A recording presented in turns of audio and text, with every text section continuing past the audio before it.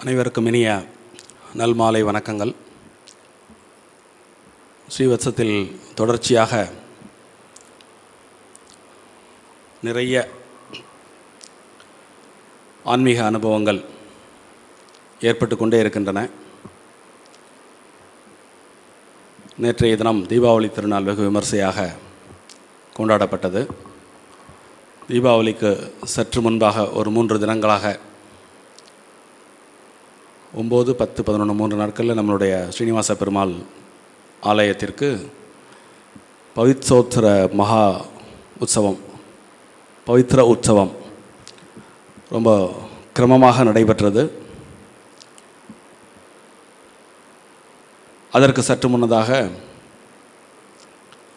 நவராத்திரி. இது மாதிரி ஒவ்வொரு மாதங்களிலும் வரக்கூடிய மிக முக்கியமான பக்தியுடன் அனுசரிக்கக்கூடிய தினங்கள் எல்லாம் பண்டைய காலத்தில்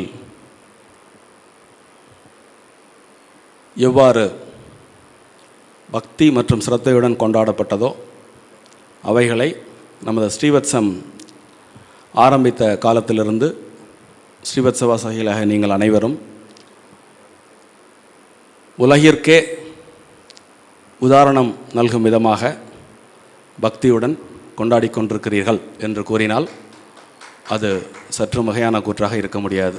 அந்த வகையிலே நேற்றைய தினம் தீபாவளி, இன்றிலிருந்து தொடங்கி கந்த சஷ்டி ஆரம்பித்து விடுகிறது. அதனால் உலகத்தில் எங்கெல்லாம் எதற்கெல்லாம் விடுமுறை விடப்படுகிறதோ அதை பற்றிலாம் நம்ம கவலைப்படாமல் இங்கே விடுமுறை தினமே கிடையாது. நேற்று தீபாவளிக்கு உண்டான ஆன்மீக அனுபவம், இன்றைக்கு கந்த சஷ்டியாக உடனே இன்றையிலிருந்து தொடங்கி 6 நாட்கள் கந்த சஷ்டி. அது மாதிரி நான்ஸ்டாப் பக்தி கொண்டாட்டம்.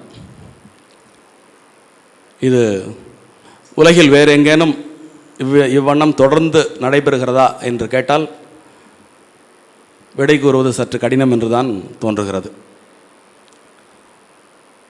இருந்தாலும் இப்போது மேலை நாட்டு தத்துவங்கள் எல்லாம் இப்போது ஒன்று சொல்ல ஆரம்பிச்சிருக்கு.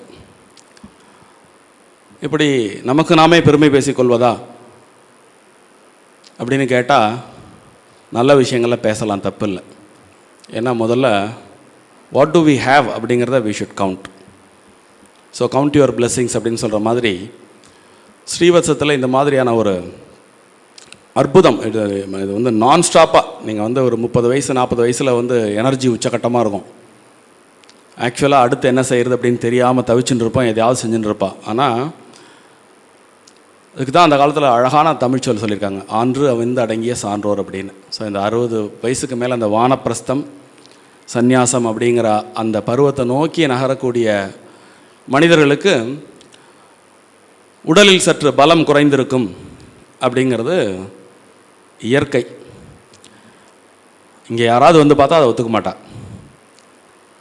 யாராவது ஸ்ரீவத்சத்துக்கு வந்து பார்த்து ஒரு 10 நாள் இங்கே நடக்கக்கூடிய நிகழ்வுகள், இங்கு வசிப்பவர்களுடைய செயல்பாடுகள், இவைகளெல்லாம் பார்த்தா இல்லை யார் சொன்னா இப்போ தான் இளமை திரும்புகிறது அப்படின்னு சொன்னால் அது சற்று மிகையாக இருக்காது. இதை நான் ஒரு தேர்ட் பார்ட்டி அப்சர்வர் அப்படின்னு ஆங்கிலத்தில் ஒரு டெர்மினாலஜி உண்டு.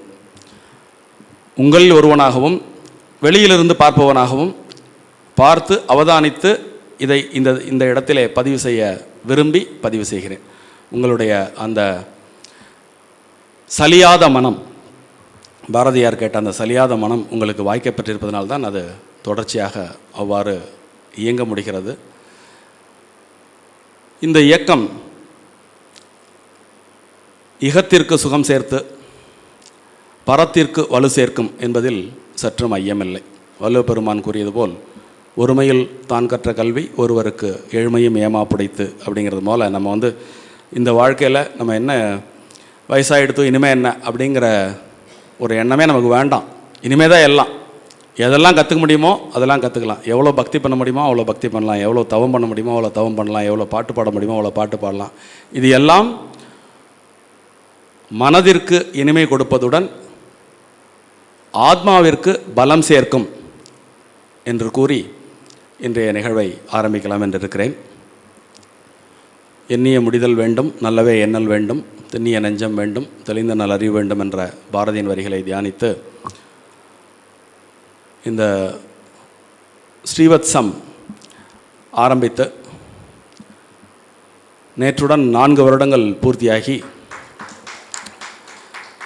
நேற்றைய தினத்திலிருந்து 5வது ஆண்டில் நாம் அடியெடுத்து வைத்திருக்கிறோம். ஸ்ரீவத்சம் உங்களுக்கெல்லாம் என்ன கொடைகள் வழங்கியதுன்னு எனக்கு தெரியாது. ஆனால் அடியனுக்கு அது மிகப்பெரிய கொடை வழங்கி இருக்கிறது. எப்படி என்றால், வேகமாக ஓடும் இந்த உலகத்தில் பணிச்சுமை அதிகமாக இருக்கக்கூடிய இந்த காலகட்டத்தில் உங்களுடன் சேர்ந்து பக்தி பாதையில் பயணிப்பதில் அடியேன் பெரும்பயன் பெற்றேன் என்று கூறினால் அது சற்று மிகையான கூற்றாக இருக்க முடியாது. உங்களோட இல்லாமல் நான் வேறு இடத்துல இருந்திருந்தால் இதெல்லாம் சாத்தியமா அப்படிங்கிறது எனக்கு தெரிஞ்சிருக்காது. விளையாட்டாக ஒரு கந்த சஷ்டியின் பொழுது கந்தபுராணம் 6 காண்டங்களும் சொல்லக்கூடிய வாய்ப்பை பெற்றேன். அதன் பிறகு தொடர்ச்சியாக உபதேச காண்டம் என்பதை போன வருடம் ஆரம்பித்து ஒரு 4 எபிசோட் சொன்னோம். அதனுடைய தொடர்ச்சியாக இந்த வருடம் ஒரு 3 எபிசோட் சொல்லலாம் என்று இருக்கிறேன். வாழ்க்கையை திரும்பி பார்த்ததில்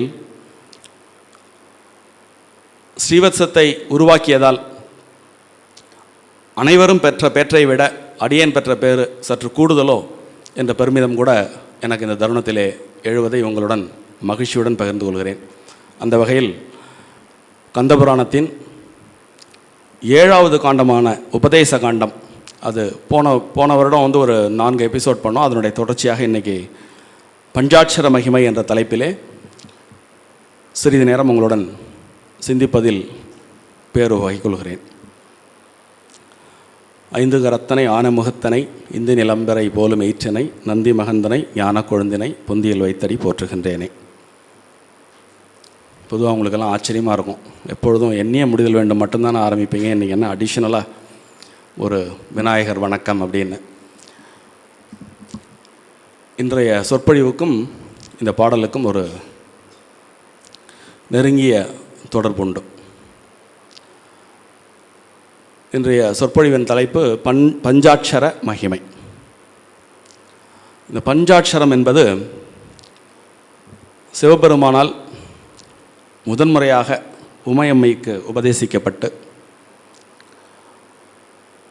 உமையம்மையால் நந்திதேவருக்கு உபதேசிக்கப்பட்டு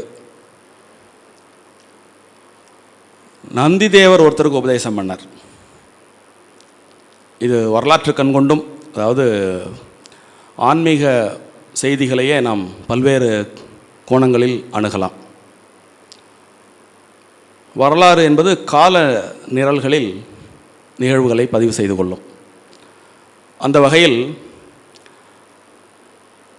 தமிழகத்திலே உள்ள ஆன்மீக நூல்களில் முதலில் யோகம், பக்தி இவைகளெல்லாம் திருமூலர் என்ற ஒரு மகா ஞானியால் பதிவு செய்யப்பட்டது. அந்த மகா ஞானி காஷ்மீரத்திலிருந்து இங்கு வந்தவர். அந்த திருமூலர் நந்திதேவரிடமிருந்து நேரடியாக உபதேசம் பெற்றார் இந்த பஞ்சாட்சர மந்திரத்தை. ஸோ அப்படிப்பட்ட நந்திதேவரிடமிருந்து பஞ்சாட்சரம் உபதேசமாக பெற்று தன்னுடைய ஞான வாழ்வை தொடங்கிய திருமூலர் இயற்றிய விநாயகர் துதி. ஸோ அந்த இறைவணக்கத்துடன் தலைப்பை நீங்கள் கவனித்திருந்தால் பஞ்சாட்சர கதைகள் அப்படின்னு இருக்கும். பொதுவாகவே மனிதன் தோன்றிய காலம் தொட்டு மனிதனுடைய வாழ்வை மேம்படுத்தக்கூடிய அத்துணை விஷயங்களையும் கலைகளின் துணை கொண்டே ஒரு மனிதனிடமிருந்து இன்னொரு மனிதனுக்கு அந்த ஞானம் பரவி இருக்கிறது என்று சொன்னால் அதுவும் மிகையான கூற்றாக இருக்க முடியாது. உலகின் மிக உயர்ந்த தத்துவங்கள், மிக உயர்ந்த செய்திகள் எல்லாம் வெறும் செய்திகளாகவே சொல்லப்பட்டால் அது எல்லோரையும் சென்றடையாது என்ற ஒரு நடைமுறை ஆதி காலத்திலிருந்தே, மனிதன் தோன்றிய காலத்திலிருந்தே இருந்திருக்கிறது என்று சொன்னால் அதுவும் ஒரு மிகையான கூற்றாக இருக்க முடியாது. அந்த வகையிலே நீங்கள் அனைவரும் அறிந்தது தான், நைமிசாரண்யம் என்ற ஒரு மாபெரும் வனத்திலே தவம் செய்யக்கூடிய அல்லது தவத்திற்சிறந்த முனிவர்கள், அப்படி கூட சொல்லலாம். ஆரம்ப கட்ட ஞானியர் அல்ல. நைமிசாரண்யத்தில் இருக்கக்கூடிய மகாமுனிவர்கள் எல்லோரும் இந்திய துணைக்கண்டத்தின் பல்வேறு பகுதிகளிலிருந்தும் நிறைய பயிற்சிகள் பெற்று யோகம், வேதம், கலைகள் இவைகளெல்லாம் தேர்ச்சி பெற்று இறைநிலை அடைதல் என்ற நிலையை நோக்கி நகரும் பொழுது அவர்கள் செல்லும் புகலிடமாக நைமிசாரண்யம் இருந்தது என்று வேதங்களும் புராணங்களும் பெரியவர்களுடைய பிரவச்சனங்களும் மிகச்சிறந்த நூல்களும் கூறுகின்றன. அந்த வகையிலே நைமிசாரண்யத்திற்கு சூதபுராணிகர் அல்லது சூத மாமுனிவர் என்று தமிழிலே கொள்ளலாம். தமிழில் எழுதிய அனைவரும் சூத மாமுனிவர் என்றே கூறுகிறேன். அது இன்னும் கொஞ்சம் பெட்டராக இருக்கும்னு தோன்றது எனக்கு.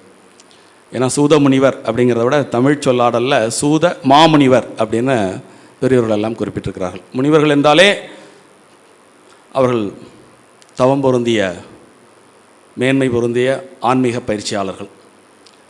இப்போ மாமுனிவர் என்பது இன்னும் அந்த சொல்லுக்கு மேலும் ஒரு வலுவை கூட்டுகிறது. என்றால் அவருடைய ஆன்மீக அனுபவத்தை அந்த சொல்லாடலிலிருந்தே நாம் புரிந்து கொள்ளலாம். அவர் நைமிசாரண்யத்திற்கு எழுந்தருளும் பொழுது அவரை முறையாக வரவேற்று இந்த முனிவர்கள் எல்லாரும் அவரிடமிருந்து 14 புராணங்களை கேட்டு தெரிந்து கொள்ள விளைகின்றனர். அப்படி அவர் சிவபுராணம் தொடங்கி 18 புராணங்களையும்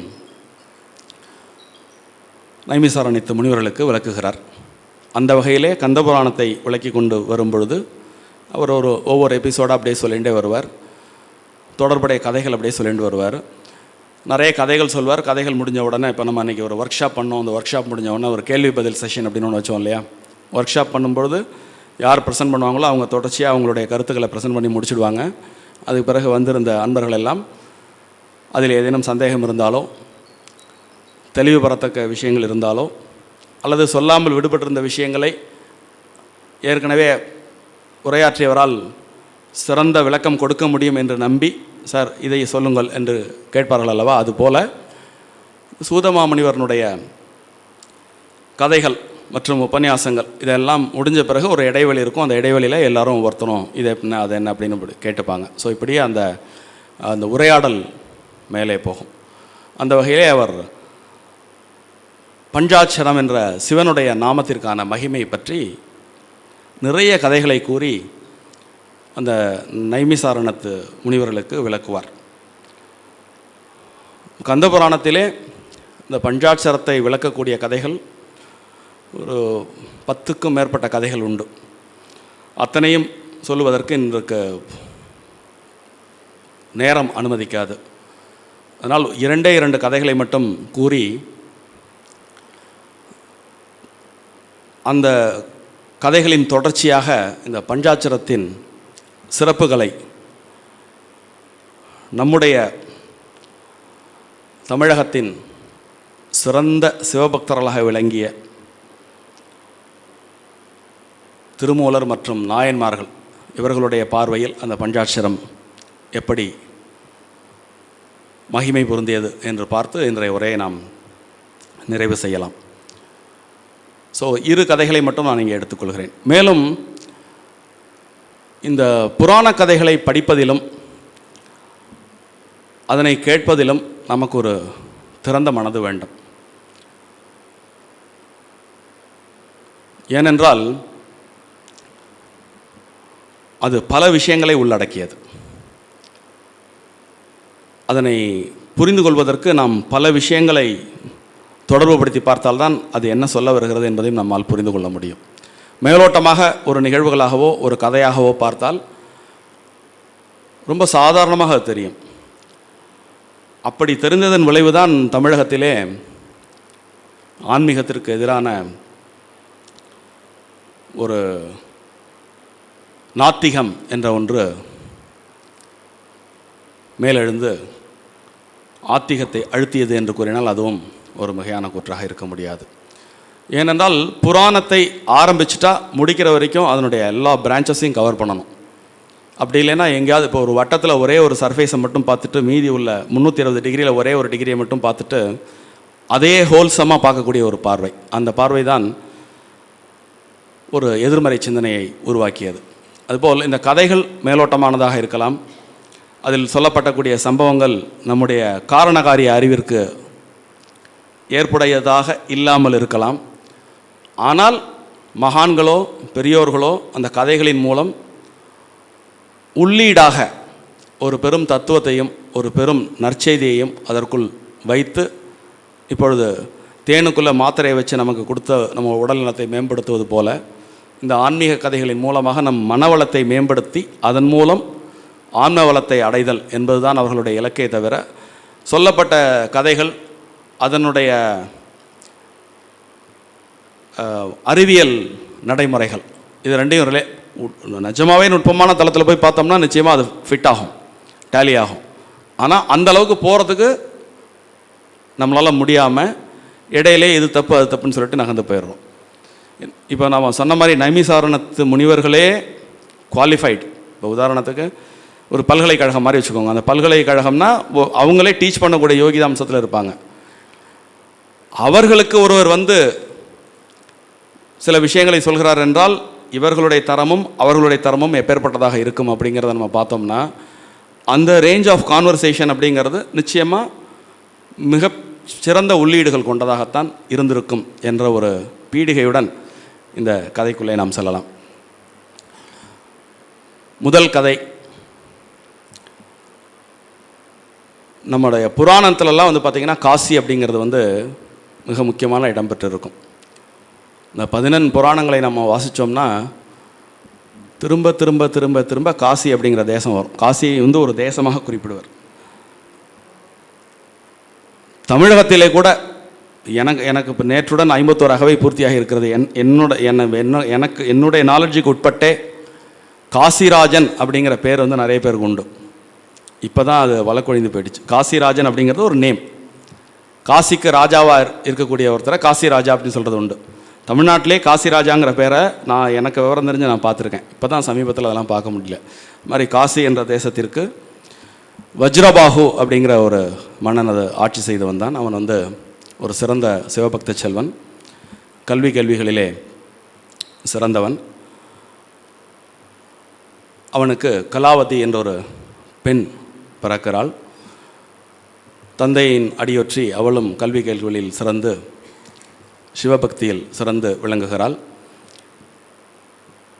பெண்ணாக பிறந்ததனால் கற்பு என்ற விஷயத்தை மிகவும் மேம்பட்ட விஷயமாக கருதி அதை புனிதமாக போற்றி பாதுகாத்து கொண்டு சிவபக்தியில் ஈடுபடுகிறாள்.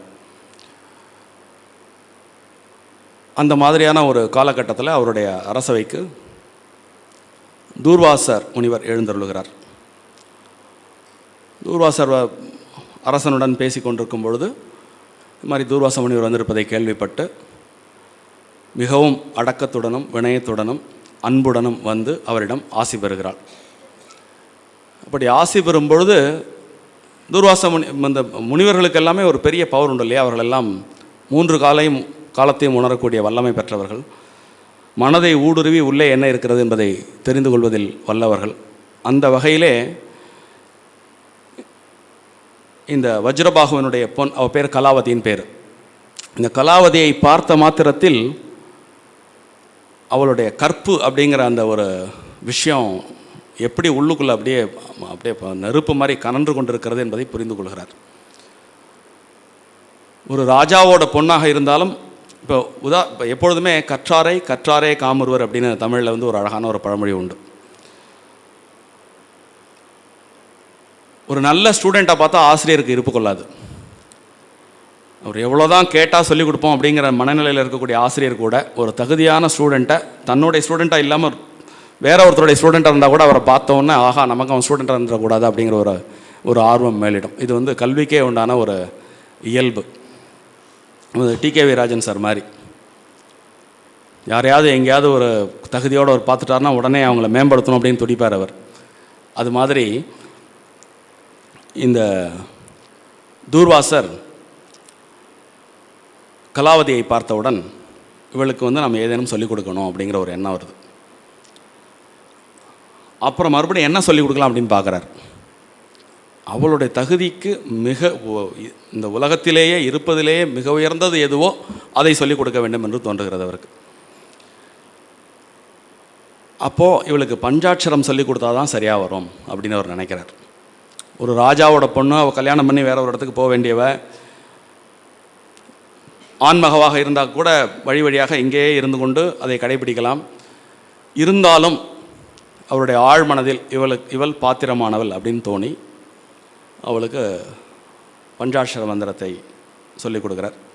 அவளும் வந்து ரொம்ப பக்தியுடன் அதை அவர் அந்த தூர்வாச முனிவரிடமிருந்து பெற்றுக்கொண்டு அதற்குரிய நியம நிஷ்டைகளை அனுசரித்து அதனை தொடர்ந்து அந்த மந்திரத்தை ஜபித்து வருகிறாள்.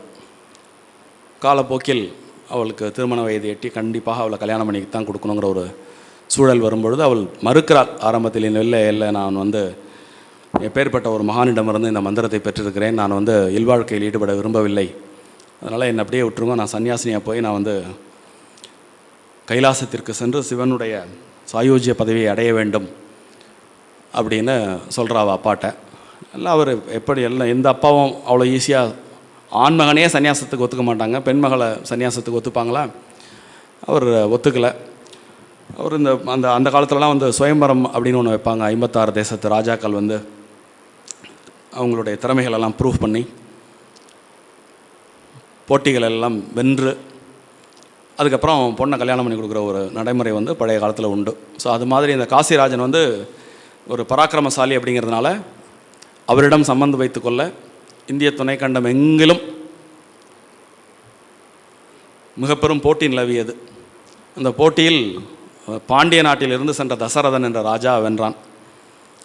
அந்த பாண்டிய மன்னன் தசரதன் அப்படின்றவனுக்கு அந்த கலாவதியை திருமணம் செஞ்சு வச்சு அங்கேருந்து இங்கே மறுவீடு அனுப்புகிறாங்க. ஸோ கலாவதி வந்து மதுரையில் வந்து செட்டில் ஆன பிறகு ஒரு ஒரு நல்ல நாள் பார்த்து சாந்தி முகூர்த்தத்துக்கு ஏற்பாடு பண்ணுறாங்க. சாந்தி முகூர்த்தத்திற்கு அப்போ கணவன் உள்ளே வந்து அவளிடம் பேச்சு கொடுக்கும் பொழுது அவள் உடன்பட மறுக்கிறாள். இவர் வந்து ரொம்ப அழகான ஒரு கான்வர்சேஷன் அவர் சொல்கிறார். இது வந்து இல்லறத்தின் தர்மம் தானே, கணவன் மனைவி என்று ஆன பிறகு கணவனின் விருப்பத்திற்கு உடன்படுவது மனைவியின் தர்மம் அல்லவா? அதனால் அந்த தர்மத்திற்கு கட்டுப்பட்டு நீ எனக்கு உடன்பட வேண்டும் அப்படின்னு அவர் சொல்கிறார். அப்போது இந்த கலாவதி ரொம்ப அழகாக சொல்கிறான், நான் இந்த கடமைகளை நன்கு உணர்வேன், இந்த தர்மங்களை பற்றியெல்லாம் எனக்கு நன்கு புரியும், ஆனால் உங்களுக்கு பஞ்சாட்சர மந்திரத்தை பற்றி தெரியுமா அப்படின்னு கேட்குறா. நான் கேள்விப்பட்டிருக்கிறேன் அப்படிங்கிறார். நீங்கள் கேள்விப்பட்டிருக்கலாம், அதனுடைய மகத்துவமும் அதை கடைபிடிப்பதால் ஒரு மனிதனுக்கு உள்ளே ஏற்படக்கூடிய மாற்றங்களும் வெளியே ஏற்படக்கூடிய மாற்றங்களும் பற்றி நீங்கள் அறிந்திருக்க வாய்ப்பில்லை. நீங்கள் ஒரு சிறந்த மன்னர், கல்வி கேள்விகளில் சிறந்தவர், உங்களுடைய வீரதீர பிரதாபங்களால் பல நாடுகளை வென்றிருக்கிறீர்கள். ஆனாலும் இப்பொழுது கூறிய இதே தகுதிகள் உங்களுக்குள்ளே ரஜோகுணத்தை மேம்படுத்தி உங்கள் உணவு பழக்க வழக்கங்கள், சிந்தனை போக்கு, பரஸ்திரீகளிடம் நீங்கள் கொண்ட தொடர்பு, இவைகளெல்லாம் உங்களை ஒரு சாதாரணமானவனாக ஆக்கி வைத்திருக்கிறது. நான் பஞ்சாட்சர மந்திரத்தை தொடர்ந்து உபாசித்து வருபவள், ஆகையால் என்னை தொடுவதற்கு நீர் அருகதையற்றவர் அப்படின்னு நேரடியாகவே கடைசியில் போட்டு உடைச்சிருவாள். அவர் அது வரைக்கும் பொறுமையாக கேட்டுட்டு இருந்த ராஜா அதுக்கப்புறம் அவருக்கு கொஞ்சம் கோபம் வரும். இதென்ன இங்கே வந்து உட்காந்து நீ ஆன்மீக கிளாஸ் எடுத்துகிட்டு இருக்கேன், this is not the time for it அப்படின்ட்டு அவர் கொஞ்சம் பலாத்காரமாக ஒரு படி மேலே சென்று ஒரு முயற்சியை மேற்கொள்கிறார். அப்பொழுது இவளை நெருங்கிய உடனேயே ஒரு அளவு கடந்த நெருப்பாற்றல் வந்து அவன் மீது பாய்ந்து அவனை அப்படி இந்த கரண்ட்டில் தொட்டால் அப்படி ஷாக் அடித்து போய் தள்ளி போய் விழுவாங்கல்ல, அந்த மாதிரி இவளை தொட்ட உடனே அப்படி ஷாக் அடித்து அப்படி தள்ளி போய் விழுவார். விழுந்த உடனே இவ்வளோ நேரம் பேசினதையும் இந்த நடந்ததையும் அவர் தொடர்பு படுத்தி பார்த்து ஏதோ ஒரு பெரிய சக்தி இருக்குது அப்படின்ட்டு அவள்கிட்ட நிதானமாக கேட்குறார். இது என்ன, இது எப்படி சாத்தியம், இது நீ ஒரு சாதாரண பெண் தானே,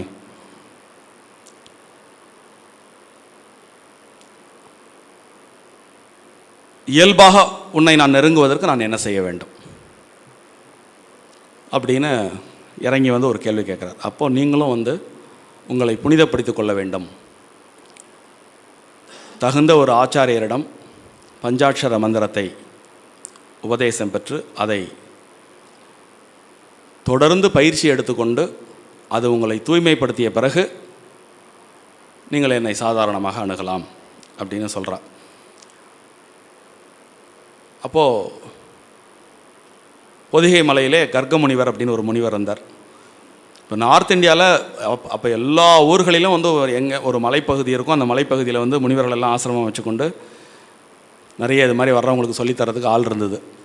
அதனால் அவர் இமயமலைக்கெல்லாம் போக வேண்டிய தேவையில்லை. புதிய மலையிலே கர்க்க முனிவர்னு ஒருத்தர் இருந்தார். அங்கே போனோடனே அவர்கிட்ட முறையாக பஞ்சாட்சர மந்திரத்தை அவர் பெற்றுக்கொண்டு அதை பயிற்சி பண்ணி நாளடைவில் கொஞ்சம் கொஞ்சமாக அவர் அந்த மந்திரத்தை சொல்ல சொல்ல சொல்ல சொல்ல சொல்ல சொல்ல அந்த காலத்தில் ஒரு 3 விதமான கர்மாக்கள் சொல்லுவாங்க இல்லையா, சஞ்சிதம், பிராரப்தம், ஆகாமியம் அப்படின்னு.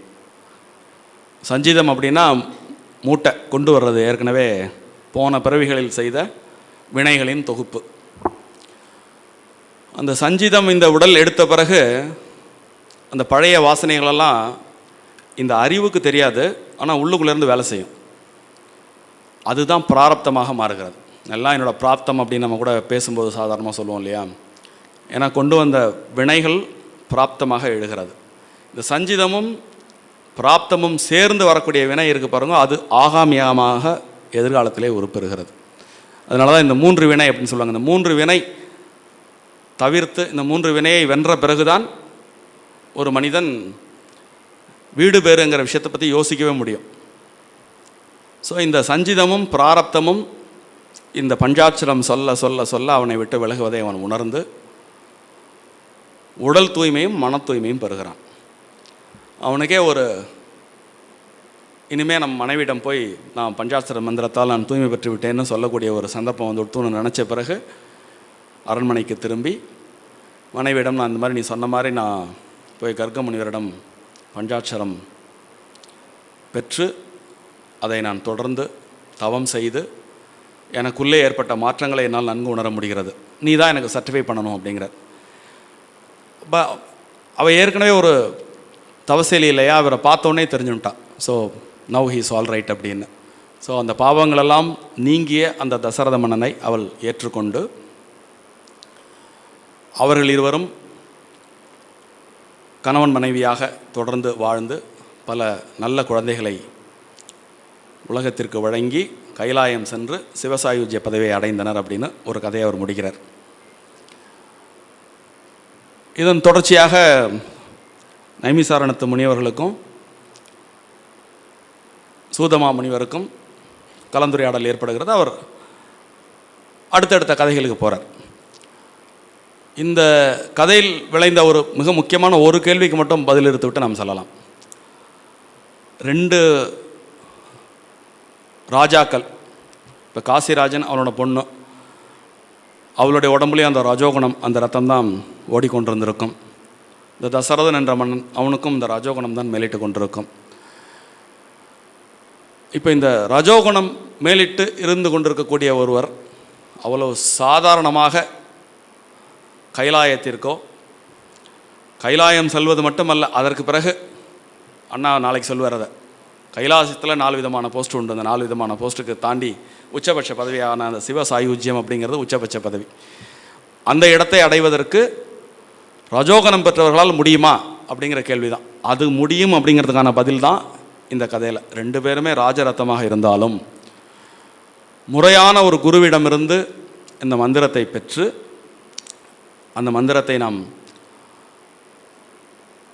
ப்ராக்டிஸ் பண்ணணும். தெரிஞ்சுக்கிறது பெருசு இல்லை, அதை ப்ராக்டிஸ் பண்ணணும். அப்படி ப்ராக்டிஸ் பண்ணும்பொழுது அது உள்ளுக்குள் அகத்திலே மாற்றம் ஏற்படும், அந்த மாற்றம் புறத்திலே கொண்டு வரும் அப்படிங்கிறது தான். ஸோ அப்படி ஒரு ராஜா வந்து அவனுடைய இயல்பிலிருந்து மாறி ஆன்மீகத்திற்குள் சென்றால் அது உலகத்திற்கு நல்லதா அப்படிங்கிற கேள்வி எழும். இந்த கேள்விகளுக்கெல்லாம் அவர் நிறைய பதில் சொல்கிறார். அதுக்கு சில கதைகள்லாம் போகிறது, அதனால் இந்த இடத்துல அது அவுட் ஆஃப் ஸ்கோப். அவர் கூறின 2வது கதைக்குள்ளே நம்ம போயிடலாம். இந்த 2வது கதையில் மறுபடியும் இந்த கதைகளெல்லாம் சொல்லக்கூடிய விஷயம் என்னென்னு கேட்டிங்கன்னா, ஒரு நடக்க முடியாத விஷயம், அந்த விஷயத்துக்கு ஒரு சில படிக்கட்டுகள் உண்டு, ஒரு சில முறைகள் உண்டு. அந்த முறைகளை எல்லாம் முன்னாடி சொல்லப்பட்ட வழியிலேயே பின்பற்றினால்தான் அது நடக்கும் அப்படிங்கிற ஒரு நம்பிக்கையும் உண்டு. அப்படி இல்லாமல் அதை பைபாஸ் பண்ணி 1-2 விஷயங்கள் போகும். அது எப்படி போகும் அப்படிங்கிறதுக்கான ஒரு உள் விஷயம், அது உள்ளீடுன்னு நம்ம சொல்லுவோம். அது அந்த உள்ளீடு வந்து அதுதான் அந்த கதைகள் சொல்லக்கூடிய விஷயம். பொதுவாகவே நம்ம நாம சங்கீர்த்தனம் அப்படிங்கிறது ரொம்ப பின்னாடி தான் வந்தது. ஆனால் இந்த பின்னாடி வந்ததுங்கிறது வந்து ஒரு கல்ட்டாக மாறின பிறகு நாம சங்கீர்த்தனம் அப்படின்னு அதுக்கு நம்ம ஒரு அடைமொழி கொடுத்து அது பின்னாடி போச்சு. ஆனால் அந்த காலத்துலலாம் நாம சங்கீர்த்தனம்ங்கிறது கல்ட்டு கிடையாது. எல்லா விதமான நடைமுறைகளும் கடைபிடிக்க முடியாதவங்களுக்கு பெரியவர்கள் வந்து இதை மட்டும் பண்ணு, நீ இங்கேருந்து கடை தேறி விடுவாய் அப்படின்னு சில பேருக்கு சொல்லப்பட்டு அதை கடைபிடிச்சு அதில் சில பேர் மேலே போவாங்க. ஸோ அது மாதிரியான விஷயங்களை சூதமாமணிவர் வந்து இவங்களுக்கெல்லாம் சொல்கிறார். ஸோ நியம அந்த அஷ்டாங்க யோகம் பண்ணி கடவுளை அடையிறது ஒன்று, பக்தி யோகம் பண்ணி கடவுளை அடையிறது ஒன்று, 2வது கர்மாக்கள் செஞ்சு கடவுளை அடையிறது ஒன்று, ஞான மார்க்கம் கடைபிடித்து கடவுளை அடையிறதல் ஒன்று, பக்தி மார்க்கத்திலையும் ஒரு கல்ட் நாம சங்கீர்த்தனம். அப்போ இந்த நாம சங்கீர்த்தனம் பண்ணி கடவுள் அடைதல் ஒன்று. ஸோ இந்த நாம சங்கீர்த்தனம்ங்கிறது ஆதி காலத்திலிருந்து, மனிதன் தோன்றிய காலத்திலிருந்தே இந்த நாம சங்கீர்த்தனம் அப்படிங்கிற ஒரு விஷயமும் இருந்துருக்கு அப்படிங்கிறத இந்த கதைகள் இதெல்லாம் நம்ம தெரிஞ்சுக்கலாம். அதே மாதிரி ஒரு படாகம் அப்படிங்கிற ஒரு தேசம், அதில் வந்து மால்யபுரம் அப்படிங்கிற ஒரு நகரம், நார்த் இந்தியாவில். அங்கே வந்து ஒரு நல்ல அதிபுத்திசாலியான அந்தணன், அவன் பேர் சுபுத்தன் அப்படின்னு பேர். அவன் பேர், அவனுக்கு தர்மன் அப்படின்னு ஒரு பையன் பிறக்கிறான். அதே நகரத்தில் விபுலன் அப்படின்னு இன்னொருத்தன், அவனுக்கு 2 பசங்க பிறக்கிறாங்க. அந்த 2 பேரில் மூத்தவன் பேர் சந்திரசேனன் அப்படின்னு பேர். ஸோ இந்த சந்திரசேனனும் தர்மன் இவங்க 2 பேருக்கும் ஒரே வயசு. 2 பேருமே நல்ல குடும்பத்தில் பிறந்து ரொம்ப முறையாக கல்வி பெற்று, இப்போ நீங்கள் ஒரு ஸ்கூலில் 10 பேர் படிக்கிறாங்க, அந்த 10 பேரில் இவன் நல்லா படிக்கிறான், நல்லா படிக்கிறான்னு சொல்கிற மாதிரி எங்கு அவர்கள் எந்த குருகுலத்திற்குள் சென்றாலும் இவர்கள் 2 பேரும் வந்து நம்பர் 1 வருவாங்க. ஸோ அப்போது அந்த ஊரில் மிகச்சிறந்த ஒரு ஆச்சாரியரான வித்யானந்தர் அப்படின்னு ஒரு பெரிய மகான் இருந்தார். அந்த மகான் கிட்ட போய் இவங்க 2 பேரையும் சேர்த்து படிக்க வைப்பாங்க. அவர் எல்லாம் சொல்லிக் கொடுப்பார். அவரும் வந்து ஒரு காலகட்டத்தில் ஃபீல் பண்ணுறார், இவங்க 2 பேரும் வந்து மிகப்பெரிய சத்பாத்திரங்களாக இருக்காங்க, இவர்கள் வந்து சாதாரண உலகத்தில் சாதாரண மனிதர்களை போய் வாழ வேண்டிய தேவையில் இல்லாதவர்கள், இவர்கள் வீடு பேர் அடைய தகுதி பெற்றவர்கள் அப்படின்னு அந்த குரு உணர்ந்து அந்த 2 பேரையும் கூப்பிட்டு, உங்களுக்கு நான் சொல்லிக் கொடுத்த படிப்பெல்லாம் நீயோட முடிஞ்சு போச்சு, நீங்கள் 2 பேரும் 4வது ஆசிரமமான சந்நியாச தர்மம் ஏற்றுக்கொண்டு முறையாக சிலரிடம், என்னை விட பெரிய குருமார்கள் எல்லாம் இருப்பார்கள், அவர்களிடம் தீட்சை பெற்று வனாந்தரத்திலே சென்று தவம் செய்து சிவசாயுஜ்ய பதவியை அடைவீர்களாக அப்படின்னு அவருக்கு ஆசீர்வாதம் பண்ணிவிட்டு அவர் கிளம்பிடுறார். இதில் இந்த விபுலனோட பையன் சந்திரசேனன் வந்து அவள் அப்பாட்ட போய் இது மாதிரி என்னுடைய குருநாதர் இப்படி சொன்னார், எனக்கு நீங்கள் அனுமதி கொடுங்கோ, நான் சன்னியாசியாக போயிடுறேன் அப்படிங்கிறார். அவங்க அப்பா உடனே ஓகே சொல்லிடுறார். அதனால் அவர் போய் ஒரு மகான் கிட்ட தீட்சை பெற்றுக்கொண்டு நீண்ட காலம் பயிற்சி எடுத்து, அந்த காலத்தில் பயிற்சி எடுத்த பிறகு அவங்க ஊரில் இருக்க மாட்டாங்க. சந்நியாசத்தில் பயிற்சி பெற்ற பிறகு, நன்கு பயிற்சி பெற்ற பிறகு, புலன்களை வென்ற பிறகு அவர்கள் வந்து நாட்டிலே இருக்க மாட்டாங்க. அடர்ந்த வனாத்திரத்தில் அதுவும் கூட நான் ரீச்சபிள் ஏரியா, அந்த மாதிரி ஒரு ஏரியாவுக்குள்ளே போயிடுவாங்க. ஸோ அது மாதிரி அந்த சந்திரசேனன் வந்து சன்னியாசியாகி சென்று விடுகிறார். அவர் கூட படித்த அவருடைய அந்த நண்பர் தர்மன், அவருக்கும் அப்படி ஆசை. அவங்க அப்பாட்ட வந்து இது மாதிரி என்னுடைய நண்பன் போயிட்டான், எனக்கும் அப்படி போகணுங்கிற ஒரு ஆசை, எனக்கு நீங்கள் அனுமதி கொடுங்க அப்படின்னு கேட்குறார். அவங்க அப்பா அனுமதிக்க மாட்டேங்கிறார். அவர் வந்து, நீ எனக்கு ஒரே பையன், இல்லறம் அப்படி தான் இருக்கிறது உலகத்திலே மிகச்சிறந்த ஒரு அறம். இந்த 4 விதமான ஆசிரமத்தில் இந்த இல்லற தர்மத்தை கடைபிடிப்பவர்கள் தான் மீதி உள்ள 3 ஆசிரமத்துக்கும் அடிப்படை. அவங்க தான் முதுகெலும்பு. இல்லறத்தை நாம் கடைபிடிக்கவில்லை முடியலன்னா உலகத்தையே செழுமையாக்க முடியாது. உன்னுடைய அறிவையும் ஆற்றலையும் இல்லறத்திலிருந்தே நீ வந்து பயன்படுத்தலாம் அப்படின்னு சொல்கிறார். ஆனால் அந்த பையனுக்கு வந்து ஒத்துக்க முடியல அப்பா சொல்கிறது. ஏன்னா நம்மளுடைய குருநாதர் சொல்லியிருக்கார், நம்ம வந்து சிவபதவி அடையலாம்ங்கிற நம்பிக்கையோடு சொல்லியிருக்கார். அதுக்கு வந்து வழியும் அவரே சொல்லிட்டு போயிட்டார். அவர் சும்மா சொல்லியிருந்தா கூட பரவாயில்ல, நீ வந்து சன்னியாசம் பெற்றுக்கொண்டு போனால்தான் உனக்கு கிடைக்கணும்னு சொல்லிட்டார். அப்பா அப்படி தடையாக இருக்காரே அப்படின்னு சொல்லிவிட்டு அவன் இருந்தாலும் தந்தைக்கு கட்டுப்பட்டு இன்னும் எதிர்த்து பேசலாம். இப்படியே போயின்னு இருக்க பார்க்குறப்பெல்லாம் கேட்பான், அப்பா என்னை கொஞ்சம் அனுமதிச்சிருங்க, நான் போகிறேன், சன்னியாசம் வாங்கிட்டு போகிறேன் அப்படின்னு கேட்பான். அவர் முடியாதுன்னு தள்ளி போட்டுனே போவார். அப்படி போயின்னு இருக்கிற காலத்தில் ஒரு காலத்தில் பிருகு முனிவர் அந்த ஊருக்கு வரார். அப்படி வரும்போது நம்ம ஆரம்பத்திலே அவரை இன்ட்ரோடியூஸ் பண்ணும்போதே சொன்னோம், ஒரு புத்திசாலியான அந்தனர் அப்படின்னு, சுபுத்தன் அப்படின்னு. நம்ம சொன்னால் இந்த பையன் கேட்க மாட்டேங்கிறான், இவனுக்கோ கல்வி கேள்விகள் சிறந்த பெரியோர்கள் யாராவது சொன்னால் அவன் கேட்டுக்கிறான். அதனால் பிருகு முனிவர்கிட்ட இவனை அழைச்சின்னு போய் அவர் மூலயமா புத்தி சொன்னால் இவன் கேட்பான் அப்படின்னு நினச்சி அவர் கூட்டின்னு போகிறார். கூட்டின்னு போய் அங்கே நெடுஞ்சான் கடையாக நமஸ்காரம் பண்ணி, ஒரு விண்ணப்பம் சுவாமி, என்னுடைய புத்திரனவன் இது மாதிரி ஒரு பெரிய மகான்கிட்ட படிச்சுட்டு இது மாதிரி சன்னியாசத்துக்கு போகணுன்னு ரொம்ப ஆசைப்பட்றான். எனக்கு இவன் ஒருத்தன் தான் பையன், இவனை நான் சன்னியாசத்துக்கு கொடுத்துட்டா என்னுடைய குலம் வந்து தழைக்காது. அதனால் அவனை இல்லற தர்மத்தில் இருந்து அவனுடைய ஆன்மீக பணிகளை தொடருமாறு நீங்கள் சொன்னேன்னா அவன் கேட்பான்னு நான் நினைக்கிறேன், அதனால் நீங்கள் சொல்லுங்கோ அப்படிங்கிறார். அவர் அந்த பையனை கூப்பிட்டு கேட்குறார், இப்போ அப்பா உனக்கு நல்லது தானப்பா சொல்லுவார், அப்பா சொல்கிறத நீ கேட்க வேண்டிதானே அப்படிங்கிறார். இல்லை சுவாமி, மாதா பிதா குரு தெய்வம் அப்படிங்கிற வழிமுறையில் என்னுடைய குருநாதர் எல்லாம் சொல்லி கொடுத்துருக்கார். அந்த வகையில் குருநாதர் தெய்வத்துக்கு மேம்பட்டவர் அப்படின்னு எல்லா பெரியவாளும் சொல்கிறா. என்னுடைய குருநாதரே எனக்கு சொல்லியிருக்கார், நீ போய் சன்னியாசம் வாங்கிக்கோ அப்படின்னு. அப்படி வந்து பார்த்த பிறகு அதை என்னுடைய தந்தையிடம் சொல்லும்போது தந்தை ஒத்துக்க மாட்டேங்கிறார். அப்படிங்கும்போது அவர் கேட்குறார், நீ ராமாயண மகாபாரதம் படிச்சிருக்க தானே அப்படின்னு கேட்குறார். ஆம் படிச்சிருக்கேன் அப்படிங்கிறார். ராமாயணத்தில் ராமர் என்ன பண்ணுறார், அவருடைய விருப்பம் அப்படிங்கிறதுக்குள்ளே ஒரு நுழைவே இல்லை. அவள் அப்பா காட்டுக்கு போனார், உடனே போயிட்டார். ராமர் வந்து நம்ம இன்றைக்கி அவரை கொண்டாடலையா, அவர் தெய்வ நிலையில் இல்லையா? அது மாதிரி உனக்கு அந்த உன் குருநாதர் உனக்கு தகுதி இருக்குன்னு சொன்னாரே தவிர நீ இப்படி பண்ணினா தான் போக முடியும்னு உனக்கு சொல்லியிருக்க மாட்டார். மேலும் இல்லை என்னுடைய உடனே இந்த பையன் சொல்கிறான், இல்லை என்னுடைய நண்பர், நாங்கள் 2 பேரும் ஒன்றா படித்தோம், சந்திரசேனன்னு, அவர் இது மாதிரி ஆசிரமத்தில் சன்னியாசம் வாங்கிட்டு அவர் நிறைய பயிற்சி பெற்று இப்போ வந்து ஒரு பெரிய மகானாக வந்து காட்டில் தவம் பண்ணிட்டுருக்கார். நான் வந்து நாட்டில் இருந்து மேற்கொண்டு என்னுடைய கல்வி நிலையை தொடர முடியாமல் நான் ரொம்ப அவஸ்தைப்படுறேன், அதனால் நீங்கள் தான் வந்து எனக்கு ஒரு நல்ல வழி சொல்லணும் அப்படின்னு கேட்குறான்.